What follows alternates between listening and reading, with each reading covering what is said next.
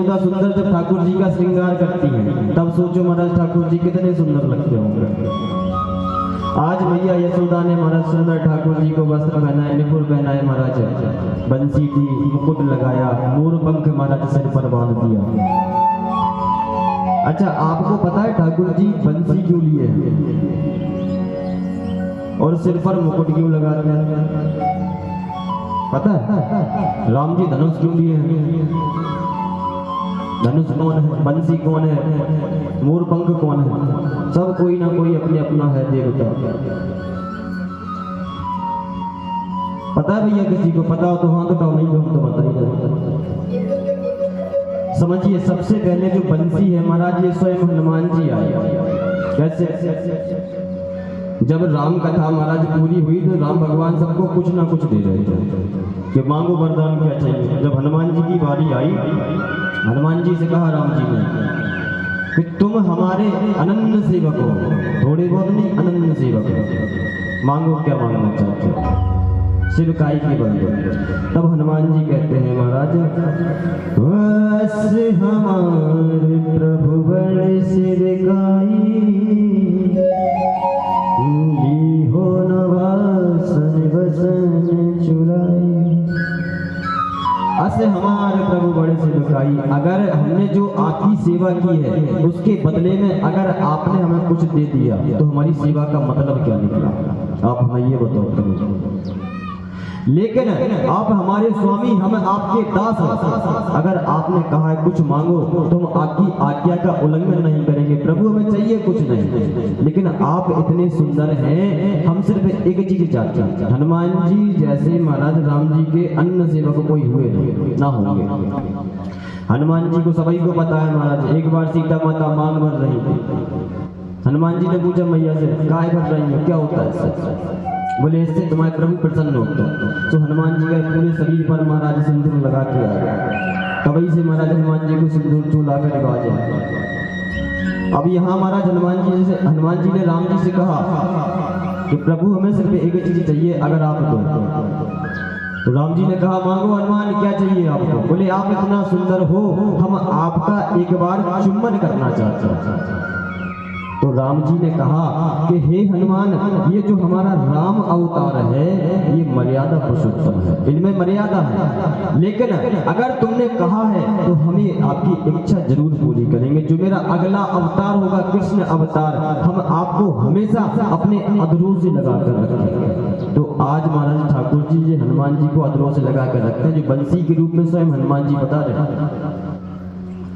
उसके बाद अब महाराज मोरपंख समझो, मोरपंख ठाकुर जी क्यों लगा? वृंदावन में एक जगह है निधिवन। निधिवन में महाराज एक मोर कृष्ण कृष्ण कृष्ण कृष्ण का जाप कर रहे थे। बहुत दिन हो गए महाराज कृष्ण कृष्ण कृष्ण का जाप करते हुए। वहां से नारद जी गुजरे, महाराज को मोर थक गई, हार गई जाप करते करते, लेकिन ठाकुर जी नहीं आए। तो हाथ जोड़ के नारद जी से महाराज कहने लगी, हे प्रभु कृपा करो, कुछ करो। तो महाराज उन मोर ने नारद जी से पूछा, तो नारद जी ने कहा कि अगर ठाकुर को पाना है तो राधे राधे का जाप करो। ठाकुर जी जितना राधे राधे का जाप करने से जल्दी आते हैं, उतना महाराज किसी चीज से नहीं आता। अब मोर को महाराज नारद जी राधे राधे का जाप बता कर चले गए। मोर ने राधे राधे का जाप किया, राधा राधा का नाम जपा।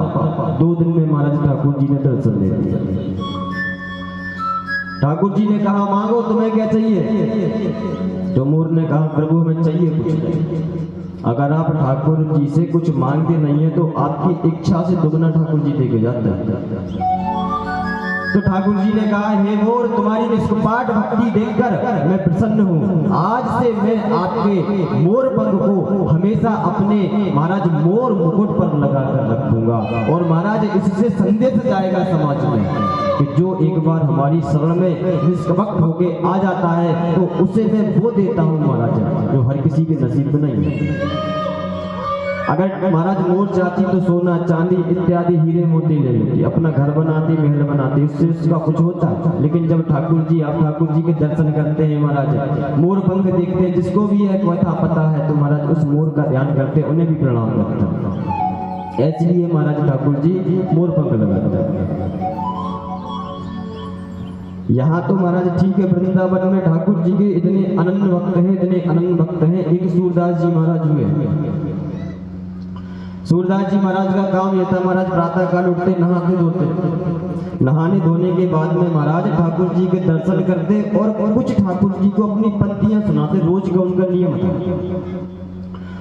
कि आज ठाकुर जी ने कैसे वस्त्र पहने, आज ठाकुर जी ने कैसी मोरपंख लगाई, आज ठाकुर जी ने कैसा मुकुट पहना, आज ठाकुर जी कैसे लगे। आंखों से महाराज दिखाई नहीं देता, फिर भी महाराज सही सही बता रहे हैं। ठाकुर जी ने पीले वस्त्र पहने, ऐसा मुकुट लगाया, ऐसी बंसी हाथ में लिए टेढ़े खड़े हैं महाराज। तो ग्वाल वालों ने कहा जरूर ये महाराज बाबा पागल बना रहे हैं, इनको दिखाई देता है, इतना सही कैसे बता देता है। तो एक बार उन्होंने महाराज सूरदास की परीक्षा ली। ठाकुर जी को महाराज ग्वाल वालों ने, पंडाओं ने महाराज वस्त्र ही नहीं पहना है, निर्वस्त्र ठाकुर जी को विराजमान करवा दिया। अब जैसे भी सूरदास जी महाराज प्रातः काल आए, उन्होंने दर्शन किया ठाकुर जी का। उन ग्वाल वालों, उन पंडाओं ने कहा कि हाँ सूरदास बाबा अब बताओ आज ठाकुर जी ने कैसे वस्त्र पहने। आप रोज बताते हैं ना, आज बताओ। अब वो सूरदास जी कह रहे हैं महाराज वृंदावन में बजा डंका और ठाकुर जी देखो आज बिल्कुल नंगम नंगम। इतना महाराज सुना उन ग्वाल वालों ने, चरणों में गिर पड़े महाराज उन सूरदास बाबा के। अब तो फिर से महाराज ठाकुर जी को सुंदर वस्त्र पहनाए, जरी की पगड़ी बांधी महाराज, मोर पंख लगाई। फिर से महाराज उन सूरदास जी महाराज से कहा कि अब बताओ बाबा, अब ठाकुर जी ने कैसा श्रृंगार किया।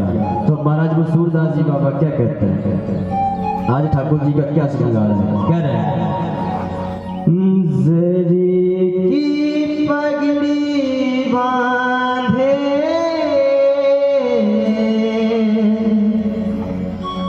सुंदर आँखों वाला,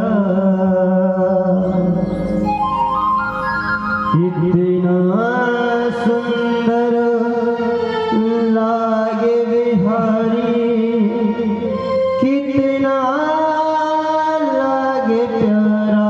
हो हो